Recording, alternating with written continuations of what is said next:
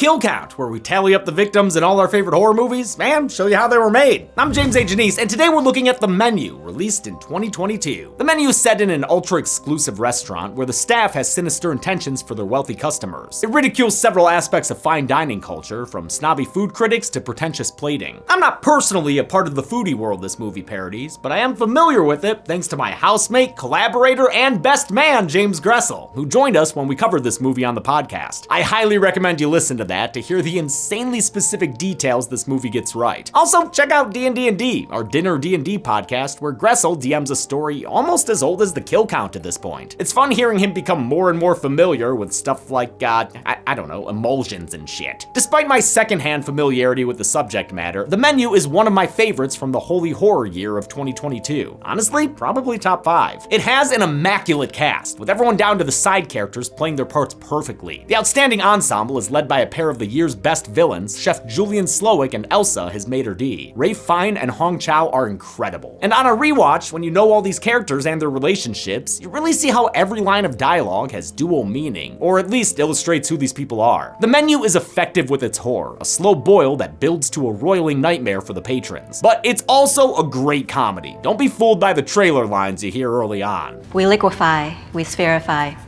we gel. They gel? We gel. It ends up being hilariously dark. The humor and suspense are equal ingredients here. It's all part of the menu. How many kills will get served up in this kitchen nightmare? I believe we have a reservation to find out. The movie begins with an invitation to a title card. Accepting that invitation is Tyler, a little rich boy who fancies himself quite the foodie. It's the balance of the products. You need the mouthfeel of the mignonette. The same cannot be said for his working class gal pal Margot Mills. Please don't say mouthfeel. Margot is played by Anya Taylor-Joy, last seen on the kill count in The Vivitch, while Tyler is played by Renfield himself, Nicholas Hoult. Tyler's taken Margot to Hawthorne, a trendy restaurant where the meal is $1,200 a person. It's so exclusive they have to take a boat to get there, since the restaurant is on a tiny private island. While checking in, Margot learns her reservation was originally meant for Tyler's previous girlfriend. A little awkward, though not as awkward as him trying to make her smell his finger. Doofy, stop! Hawthorne's maitre d' Elsa leads the guests on a tour of the island's facilities, and shows them how the whole staff lives together in a culty bomb shelter. Well, everyone except head chef Julian Slowik, who lives in his own dope-ass off-limits cottage. Pretty impressive, but Margot's more preoccupied with Richard Liebert, another guest she seemed to recognize on the boat. Fuck. Before we can pull at that plot thread, it's time for dinner and a show, where the show is also, dinner. First up is the amuse-bouche, a bouche-daggy way to say appetizer. Or more specifically, a somehow even douchier way to say hors d'oeuvre. It's, I don't know, what the fuck is that? We have a compressed and pickled cucumber melon, milk snow, and charred lace. Oh, cool. Cool. At least we get a good taste of our supporting characters here, all played pitch perfectly by their performers. Snobby food critic Lillian Bloom and her editor/toady Ted are insufferable, constantly commenting with snide asides. Finance bros Soren, Dave, and Bryce are so-called power tasters who treat the whole thing like a status experience. They're boisterous and arrogant, since they work for Doug Varick, who owns the restaurant and this entire island. You're working money. Yeah, baby. Yeah, baby. We're pathetic, aren't we? Oh my god, dude. Somebody shoot us. John Leguizamo plays a washed-up actor who's only called movie star in the end credits, though you can catch his name as George Diaz thanks to his assistant Felicity, who's trying to quit working for him. Chef Slowik makes his entrance. No, not that entrance, that's not what I meant, guys. And introduces the first course of the meal with a thunderclap. This dish is an undersea overture of scallops and seaweed, served upon a tasteful rock. It represents the island itself, using its flora, its rocks, and even its seawater. The way Chef describes it, he sounds like an ecological nihilist, saying none of them matter in the face of nature's beauty and harmony. We are but a frightened nanosecond. Nature is timeless. Enjoy. After the patrons enjoy their saltwater cubes or whatever, Slowik presents the second course with a history lesson. He says bread has been around for a dozen millennia and is often associated with the poor, which introduces the catch. Since bread is for the working man, these rich bitches ain't getting nothing but spreads. Margot sees it as a dig at their expense. basically insulting you. But Tyler ignores her, content to just dig in. Though they're parodic, these courses do feel authentic thanks to the involvement of French chef Dominique Crenn, the first woman to win 3 Michelin stars for a US restaurant. Crenn crafted each of the menu's courses basically in character as Chef Slowick, giving them all an emotional coldness to reflect their fictional creator. She also spent more than a day with Ralph Fiennes just talking through how a chef would behave in a kitchen. To make the courses look the part, they were shot by filmmaker David Gelb, who made the fantastic Jiro Dreams of Sushi. As second unit director, he filmed the presentation vignettes after production wrapped, sometimes in Adam McKay's office. The style here is just like in Chef's Table, Gelb's popular Netflix series. The show was even referenced by Tyler, who's a fan. I mean, I've watched every fucking episode of Chef's Table 2 or 3 times. Many of the cast actually used Chef's Table to research the world of fine dining. The insulting sauces don't sit well with the finance bros. Soren tries to pull rank for some bread, unironically saying to Elsa, "You know who we are, right?" She certainly does, as if her contempt of everyone on the guest list wasn't clear from her island tour. She openly admits it to him with a sinister whisper. You will eat less than you desire and more than you deserve.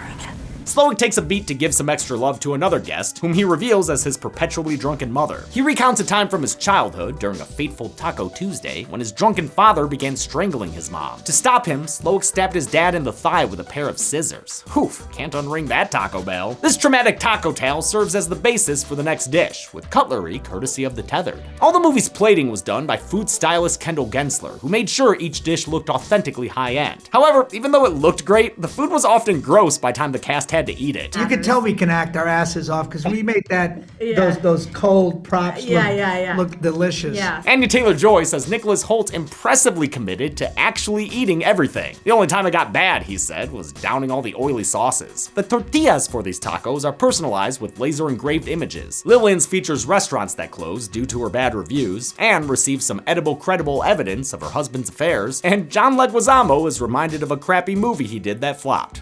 Should have been the pest. Tyler's tortillas call him out for snapping food pics, which was explicitly against the rules, making this a sort of "you lose good day, sir" moment. The business boys have it even worse though, since their tortillas feature evidence of fraud committed by their boss and Slowick's angel investor, Doug Varick. What the hell are these? These are tortillas. Tortillas deliciosas. With the evening's mood beginning to sizzle, Slowick brings out his sous chef Jeremy Ludin. Jeremy's the brains behind the 4th course, the mess. Slowick describes Jeremy's talents like Homer Simpson talking about an animatronic show. He's very good. But he's not great. He says Jeremy will never aspire to greatness, partly because his passion has been crushed by the food service industry. After a couple of goodbye kisses, Jeremy quits his job by making a mess of his mind matter in the first kill of the film. This jarring act of violence is the point at which it's finally nakedly clear that things are fucked. Panic ensues amongst the guests, although Hawthorne's staff remains strictly professional. And here we have a biodynamic Cabernet Franc from our friends at Domaine Breton. Oh, glad to see Peter Gross still thriving in the restaurant industry. Peter Piper picked a pack of perfect pretzels. Hold up. Your last name is Piper? Richard and Anne try to make a hasty exit, but they're stopped by Elsa and some beefy busboys. Elsa's done with niceties, so as punishment, one of Dick's digits is promptly lopped off. That doesn't deter the business boys and the movie star from plotting an escape, but their plan goes so poorly that the staff doesn't even bother punishing them. Please let me help you back to your table. Margot is pulled aside for a meeting with Slowick, who's upset about the surprise guest at this deadly dinner party. She hasn't been eating any of the food and has been unimpressed with all the highfalutin hullabaloo. Margot's the only person here who's refreshingly grounded, treating the staff like actual human beings. He knew my name, babe. Yeah, I noticed you didn't ask his name. Yeah, well, you know. Class commentary is all over the menu, which isn't surprising given the team behind it. Director Mark MacLeod and co-writer Will Tracy both worked on Succession alongside producers Adam McKay and Will Ferrell. Tracy was inspired to write the story for the menu after dining at Cornelius Seafood Restaurant, an island restaurant in Norway. He co-wrote the script with Seth Reese, who drew on his satirical experience as head writer of The Onion. Slowick has noticed that Margot's an outsider, so gives her 15 minutes to decide whether she belongs with the guests or with the restaurant staff, the takers or the givers. Not that it ultimately matters. We're all gonna die tonight. Isn't that right? The actors playing Slowick's army of Sioux soldiers underwent a week-long kitchen boot camp to properly act the part. It was run by Dominique Crenn, second AD Lauren Candela, and John Bandhace, a chef local to Savannah, Georgia. Hawthorne's exteriors were played by various islands around Savannah, while the restaurant's interior was a set. Everything seen out those giant windows was comped in to replace a blue screen. Over a flowery palate cleanser, Chef Slowick explains to the customers why they're there. Each of them represents a part of the restaurant industry he despises. Lillian and Ted's magazine has destroyed the careers of several several chefs, while Richard and Anne's wealth allows them to casually eat at Hawthorne without appreciating the food. They can't even remember a single dish after 11 visits. Cod. Cod? It wasn't cod, you donkey. It was halibut. The trio of Chads work for Doug Varick, the investor who bought Hawthorne during COVID, but treated it like an investment rather than an artistic endeavor. That's why Varick is the next guest of honor. The guests see him strung up over the sea in a pair of symbolic angel wings. On Elsa's signal, the fallen angel commences. Varick is slowly lowered into the ocean to drown in front of the horrified guests. Margot's timer goes off, so she's brought to meet Slowik in his office. He correctly identifies her as a sex worker, referring to it exclusively as a fellow service job. But that means Margot isn't Tyler's girlfriend, just a date he hired for the evening since the restaurant doesn't seat parties of one, except drunk moms. This reveal is great and recontextualizes a lot of earlier lines and reactions. It's your dime. Tyler, you're the customer. You're paying him to serve you. Doesn't really matter whether he likes you or not. Right.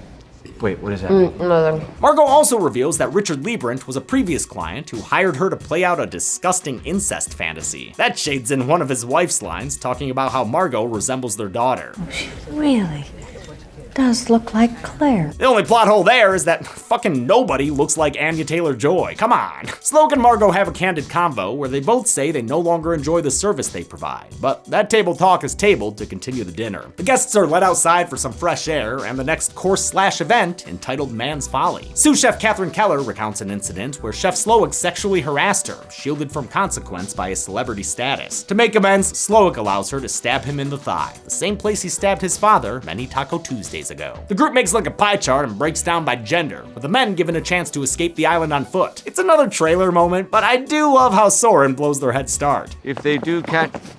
Okay.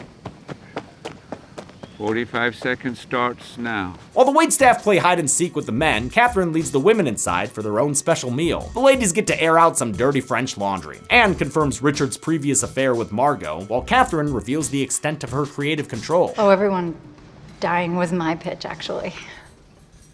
Super proud of it.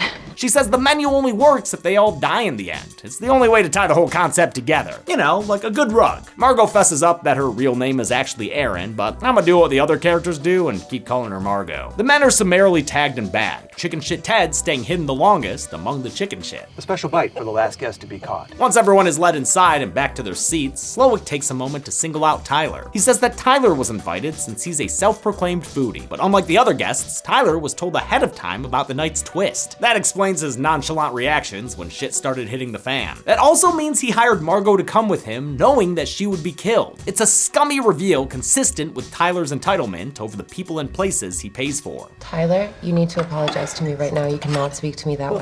Actually, I can, because ding dong, I'm the one who's paying, so maybe shut up and eat. Margot is rightfully pissed, but Slowik says Tyler is a special boy. He even gets to wear a chef's jacket. And look at that, it's personalized. Things take a turn when Slowik asks Tyler to cook something. He gathers all the warm bodies into the kitchen to watch Tyler cook like a college freshman. The resulting dish is Tyler's bullshit, with its signature ingredient of utter lack of cohesion. To finalize this humiliation, Slowik tells Tyler the real reason he was invited.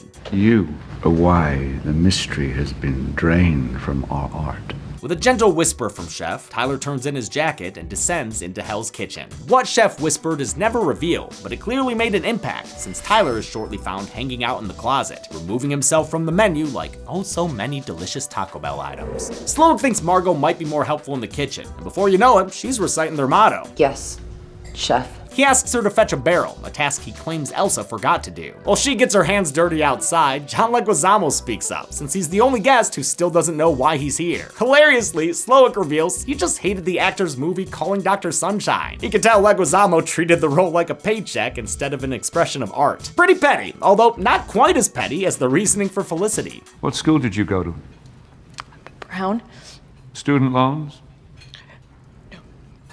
I'm sorry, you're dying. In earlier scripts, Leguizamo's character was a fictionalized Daniel Radcliffe, whose Rotten Tomato of a role was Igor in 2015's Victor Frankenstein. Leguizamo wasn't the only recasting either. Margot was originally set to be played by Emma Stone, who left due to conflicts with other projects. You couldn't ask for a better cast than this one, though. And they all said MacLeod ran a warm and welcoming set that fostered creativity and collaboration. Seriously, they said it so many times in my research, and I love to hear stuff like that. MacLeod took a few cues from his work on Succession, fashion, like treating all the characters as actual human beings to keep them relatable despite their entitlement. He also got a lot of mileage out of improv, having his cast stay in character even when they weren't being filmed. The way that Mark wanted to shoot was 360. We were all mic'd all the time. We were always improvising. The entire cast never left the set, not even during other people's close-ups. And with multiple cameras running, MacLeod found extra shots to use during editing he didn't even know he had. Hong Chow called Leguizamo the best improviser. He and Felicity's actor, Amy Carrero, came up with one of the funniest exchanges on their own. I wrote a negative recommendation to Sony.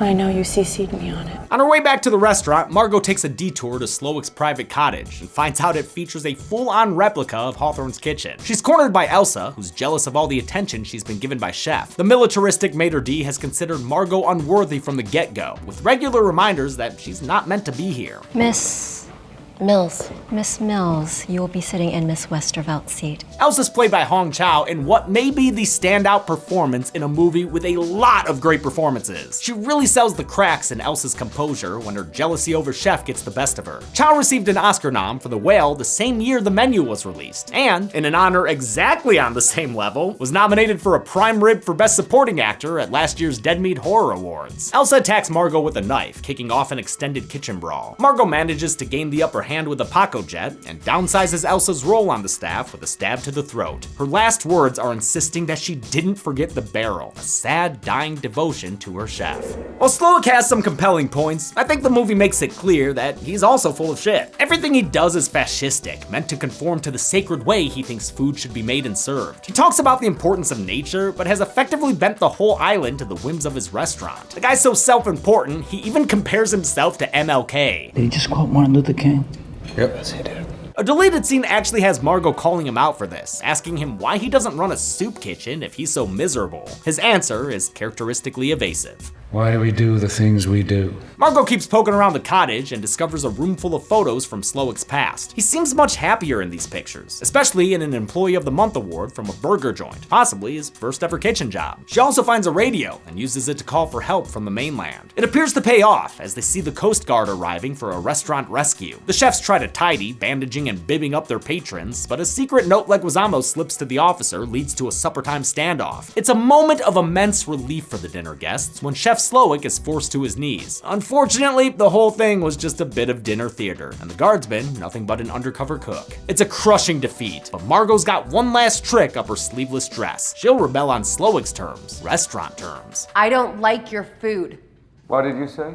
I said, I don't like your food, and I would like to send it back. She rips into Chef's cooking, calling it obsessive and pretentious, and says he's taken the joy out of eating. She implies he's a failure of an artist, whose intellectual detachment has left her hungry in every way. She challenges him to prove her wrong by cooking something simple and filling. A real cheeseburger. Not some fancy deconstructed avant bullshit, a real cheeseburger. Slowick can't resist taking the bait and fries up a burger for her. Damn, she getting a double-double? While the previous courses had their presentations and platings filmed with passion, this is the only time we see the actual cooking of food filmed with the same love, unless you count Tyler's bullshit. Margot confirms the burger tastes as good as it looks, but says she can only manage a single bite. Unfortunately, I think my eyes were a little bigger than my stomach.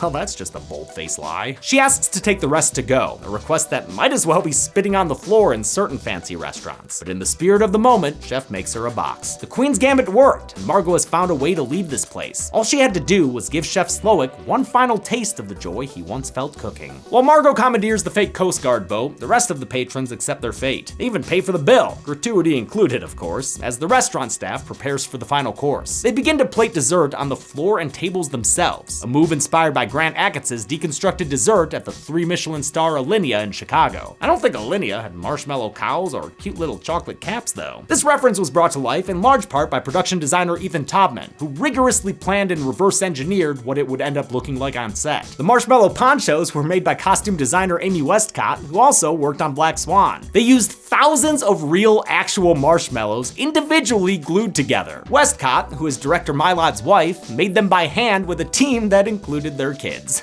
My children still won't speak to me. Slowick says dessert was inspired by the s'more, a collection of cheap, overprocessed food made delicious via fire. Slowick's whole spiel here was inspired by Ralph Fiennes' honest reaction to learning what a s'more was. I didn't know what the fuck a s'more was. I said to them, no one outside the US knows what a s'more is. So I riffed what I thought the chef might say about a s'more. The writers liked it, so they expanded it into a full monologue. Slowick reminds the patrons that they represent the ruin of his art and life, and with one last dedication to his staff, I love you all. Slowick sets himself, his restaurant, and everyone inside ablaze. As the guests are cooked to perfection, the mystery barrel retrieved by Margot ignites, blowing up the restaurant and everyone inside. Our count of 31 here includes all the guests, the chefs, the waitstaff, and the sommelier. The fireball is witnessed by Margot from the boat. The movie ends with her wiping her mouth with the titular menu and taking a big old bite of beef. How many kills did one dinner ticket entitle us to see? Let's find out at the numbers. Oh, hey. What is this? A special bite for reaching the end of the kill count. Oh, thank you. All right. Oh. Oh, you really did that. That was good. Thank you. 35 people died in the menu, with the dessert course taking out a whopping 31 of them. The victims consisted of 24 men and 11 women, giving us this deconstructed take on a pie chart. Though the ratio is new, we have seen 35 kills twice before in Freddy vs. Jason and Day of the Dead. With a runtime of 107 minutes, the menu gave us a kill on average just about every 3 minutes. I'll give the golden chainsaw for coolest kill to the dessert course. A menu as ambitious as this one needs a flashy finale, and this s'mores massacre was more than fitting. Dull machete for lamest kill will go to Doug Varick. It wasn't a bad kill, but we'd never seen this guy before, and we had to watch him die from afar. And that's it! The menu was released in 2022 and received 4 nominations at the Dead Meat Horror Awards. Go watch those if you haven't, and get ready for the next one on March 3rd. Until next time, I'm James A. Janice. This has been the Kill Count. Hey everybody, thanks a lot for watching the Menu Kill Count. This is James Gressel. Hi everybody. I host D&D that James plugged in the intro. That's right, and also lives with me. Yes. And what am I eating here, dude? That is a Passard egg, which is, I think, what they feature in the movie, if I remember right. It's a hot and cold egg of creme fraiche and egg yolk that's been lightly poached with some maple syrup and chives. Maple syrup, okay. Mm-hmm. Yeah, this is actually really good. Good, I'm glad. I'm not lying. Yes, where can people find D&D? You can find it on all podcast platforms, Spotify, Apple Podcasts, wherever you get your podcasts. Mm-hmm. And it's been going for 5 years. Season 6 is about to start, coming soon, so plenty of time to catch up or dive right in if you want to get in at the end of the story. That would be insane. That would be insane. No, start at the beginning. Yeah, start at the beginning. I'm Flack Tansen. I'm a gnome bard, and Chelsea's in there, and our good friends Mike and Beth are in there. It's a great story. Got a lovely fan base. If you're already a fan, thank you. Yes, that's thank the best. you very much. All right, well, thank you for the egg. Yeah. And for helping me with the to the numbers bit. I'm so, it's hard to keep coming up with them. Oh, also real fast, I'm supposed to plug the new merch. We got Valentine's merch at deadmeatstore.com. Go check it out. Looks really cool. Looks like this. Okay, you got a good look? Great. Back to me and Gressel for the sign off. Be good people.